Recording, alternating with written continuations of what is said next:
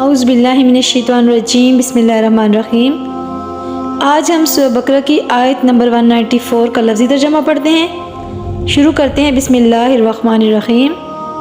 وَأَنفِقُوا، اور تم خرچ کرو، فی سبیل اللہ، اللہ کے راستے میں، ولا، اور نہ، تلقوا، ڈالو، بأیدیکم، اپنے ہاتھ، الی التہلکات، طرف ہلاکت کے، وَأَحْسِنُوا، اور نیکی کرو، ان اللہ، بے شک اللہ تعالیٰ، یحب، پسند کرتا ہے یا دوست رکھتا ہے، المحسنین، نیکی کرنے والوں کو۔ اس آیت ربانی کے اندر کیا ارشاد ہے؟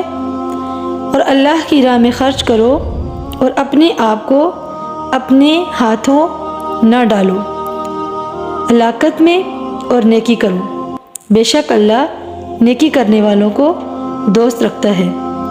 اللہ ہمیں ہر روز قرآن پاک پڑھنے کی اور سننے کی سعادت نصیب فرمائے، آمین یا رب العالمین۔